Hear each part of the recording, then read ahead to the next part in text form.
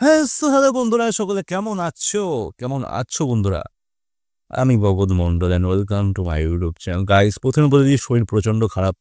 যেটা সকালে বেরোতে বলেছি, আমি আবারও বলছি, শরীর একটুও ঠিক হয়নি। গলাটা ব্যথা করেছে হেভি। এই ঠান্ডার মধ্যে নাকি ক্রিকেট খেলে মানুষ। হ্যাঁ, ঠিকই শুনেছো তোমরা। ঠান্ডার মধ্যে ব্যাডমিন্টন খেলতে হয় গাইস। ইয়া, ব্যাডমিন্টন। কে কে মিমটা শুনেছো গাইস? আমার তো দারুণ লেগেছে। বাট আজকে ভিডিওটা দেখার মেন কারণ হচ্ছে BPL. Yes, of course, BPL, Bangladesh premier league 2026 সালের ড্রাফট হয়েছে আগামীকাল, তাই তো? আচ্ছা, আমি বুঝি না গাইস, আগামীকাল আর গতকাল আমার তফাৎটা কি গাইস? এটা আমি একটু বলতে, আমি ইয়েস্টারডে টুমোরো জানি, বাট আগামীকাল আর গতকাল আমার কোনো আইডিয়া থাকে না গাইস, ঠিক আছে? আমার মনে হয় ওটা গতকাল হবে, আগামীকাল তো যেটা আসবে সেটা। বেশি কিছু ডায়লগবাজি করবো না গাইস। ফ্রম দিস চ্যানেলস আলোকন ডেলি ফোন, আলোকন তো ঠিক ধরেছিল না? অ্যালোকন। এখানে টাইটেল দেওয়া আছে উড়ন্ত পাতা খেয়ে বিপিএল 2026 ড্রাফট করলে এমনই হওয়ার কথা। তো বিপিএল নিয়ে অনেকেই নাখুশ থাকে। মেন কথা, বাংলাদেশে যে সমস্ত ক্রিকেট ভক্তরা রয়েছেন, প্রত্যেক বছর একটা না একটা সমস্যা হয়।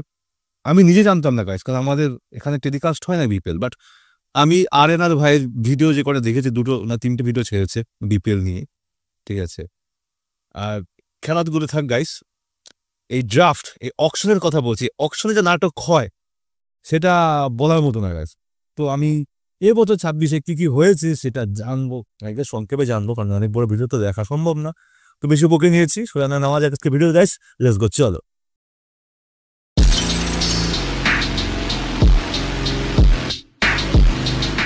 খুব একটা এক্সাইটেড না গাইস, বাট তাও জানি না কেমন হবে। ও, ভিডিও শুরুতে রেখে দিয়েছেন disclaimer, we are sorry if anyone hurt our videos. Okay, ঠিক আছে, লেটস গো, চলো। আমাদের দেশের বিপিএল ড্রাফট যারা করে তারা কি উড়ন্ত পাতা খেয়ে এই হোয়াট? ইলন মাস্ক ফার্স্টে? ড্রাফটটা করে নাকি ভাই? না, মানে তাদের কাজকর্ম দেখলে তো এমনটাই মনে হয় যে এই চুইংগাম জাকির আলী কোনোদিন জাতীয় দলে রান করতে পারে না, লেগ সাইড ছাড়া হিট করতে পারে না, সেই জাকির আলী বিপিএল এর ড্রাফটের বি ক্যাটাগরিতে থাকে। আবার নাইম শেখের কোনো জাতীয় দলের সাথে সম্পর্ক নাই, যে টি-20 ক্রিকেটে ডট বল খেলার জন্য বিখ্যাত আর স্ট্রাইক রেট বলতে কিছু নাই, সেই প্লেয়ার থাকে এ ক্যাটাগরিতে। রাইজিং এশিয়া কাপে বাজে পারফর্ম করা ইয়াসির আলী ও মাইদুল ইসলাম অঙ্কন থাকে বি ক্যাটাগরিতে, অথচ রাইজিং এশিয়া কাপে বেশি উইকেট পাওয়া রিপন মন্ডল থাকে সি ক্যাটাগরিতে, ও সেরা পারফর্ম করা একটা সেঞ্চুরি করা প্লেয়ার হাবিবুর রহমান সোহান থাকে ডি ক্যাটাগরিতে। তাহলে এখন আপনিই বলেন, এই বিপিএল ড্রাফট যারা করে তারা কি আসলেই সাধারণ কিছু খেয়ে এই ড্রাফট করে, নাকি বিশেষ জাতীয় কিছু খেয়ে তারপর এই ড্রাফট করে? না, মানে সাধারণ ভাত মাছ শাকসবজি খাওয়া মানুষের পক্ষে তো আর এই ধরনের ড্রাফট করা সম্ভব না। এমনকি বিপিএল ড্রাফটে বিদেশি প্লেয়ারদের ক্ষেত্রেও ঠিক এমন কাজই করেছেন তারা।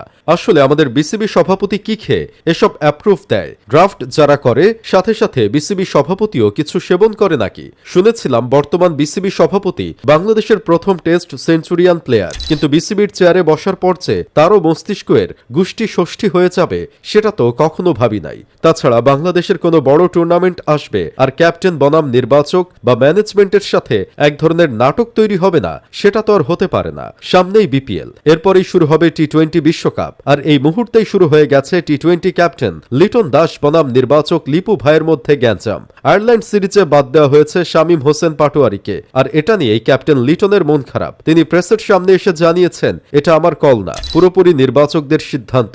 কেন বাদ দেওয়া হলো তা আমাকে কোনো নোটিশ ছাড়া জানানো হয়েছে। আমি এতদিন জানতাম অধিনায়ক হিসেবে অন্তত জানা উচিত কোন খেলোয়াড় ঢুকবে, কে বাদ পড়বে। তাছাড়া তিনি আরো বলেছেন, আসলে শামীমের কাছে ক্ষমা চাওয়া ছাড়া আর কিছু করার নাই। আর অন্যদিকে নির্বাচক আশরাফ হোসেন লিপু জানিয়েছেন, আমরা নির্বাচক, আমরা জানি কি করতে হবে, সব বিষয়ে অধিনায়কের না জানলেও চলবে। হোয়াট? এখানে বেশি কিছু বলবো না গাইস, ঠিক আছে? আমার মনে হয় ক্রিকেট না দেখাই ভালো। নট অনলি বাংলাদেশের ফ্যান্সদের কথা বলছি, আমাদের ইন্ডিয়ানদের কথা বলছি গাইস, ঠিক আছে? যা শুরু করেছে এই কমিটি টিম গাইস, সত্যি কথা বলতে গেলে এটাই ভাই বাস্তব কথা। আমার মনে হয় বাংলাদেশের উচিত ফুটবলে ফলো আপ করা। দারুণ দুর্দান্ত টিম বাংলাদেশ তৈরি হয়ে গেছে আমজাসার পর থেকে, ঠিক আছে? আর ক্রিকেটে শিক্ষা দেওয়া উচিত, কেননা আমি বুঝি না, যদি এটা শুনতে খারাপ লাগলো গাইজ, বাট এটাই সত্যি। বিপিএল মানছি একটা মানে যৌথ প্রযোজনা পুরো বাংলাদেশের সমস্ত বিভাগের থেকে একটা ভালো একটা জিনিস, খেলা দেখার মজার বিষয়। বাট আমি চাইবো যেটা ন্যাশনাল টিম সেখানে বেশি কাটা হোক, কারণ সামনে টি-20 বিশ্বকাপ হতে চলেছে, ঠিক আছে? তো সেই অনুযায়ী প্রস্তুতিটা সেভাবে করতে হবে। আমার মনে হয় প্রত্যেকটা প্লেয়ারকে সুযোগ দেওয়া উচিত। বাইরের বিদেশি প্লেয়ার নিয়োগ না করে দেশের যে সমস্ত প্লেয়ার তাদেরকে টেস্ট আউট করা উচিত, কারণ তারাই ভবিষ্যৎ। ঠিক বললাম না গাইস? ঠিক আছে। আর যদি কমিটির কথা বলা হয় এখানে বা অ্যাসোসিয়েশন কথা বলে বাংলাদেশের, তো সেখানে তারা কি সিলেক্ট করবে কি না করবে সেটা তাদের হাতে নয়। আমরা ভালো করে জানি তোমরা অনেক কিছুই পারো, তোমরা প্রধানমন্ত্রী বদল করে দেখিয়েছো গাইস, তো সেই হিসেবে তোমরা অনেক কিছু করতে পারো গাইস, ঠিক আছে? অধিনায়ক সব মতামত দিলে নির্বাচক কমিটির কি দরকার? এই হলো আমাদের দেশের নির্বাচকদের অবস্থা।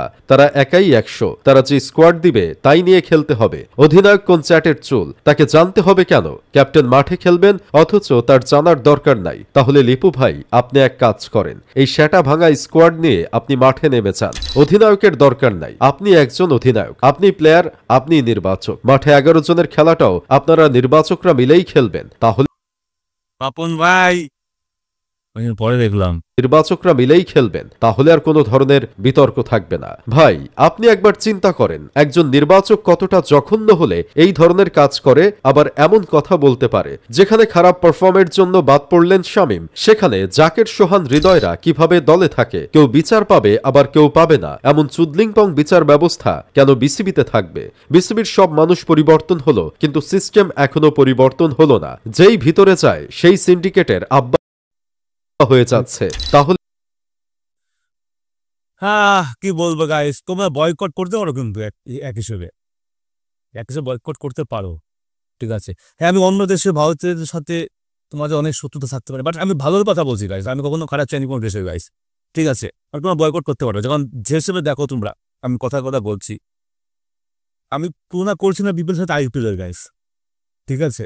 বাট আমি মনে করবো বিদেশি প্লেয়ার না ঢুকিয়ে বিপিএলে বেশি চোখ রাখা হোক দেশি প্লেয়ারের, কারণ তারাই ভবিষ্যৎ। কিন্তু কথা তোমরা বোঝার চেষ্টা করো গাইস, প্রত্যেকটা রাজ্য বা জেলা থেকে সে সমস্ত প্লেয়ার, আমার মনে হয় যে বাংলাদেশের প্রত্যেকটা যে সমস্ত বিপিএল টিম আছে তাতে অন্তত 6টা করে বাংলাদেশি প্লেয়ার থাকুক, ঠিক আছে?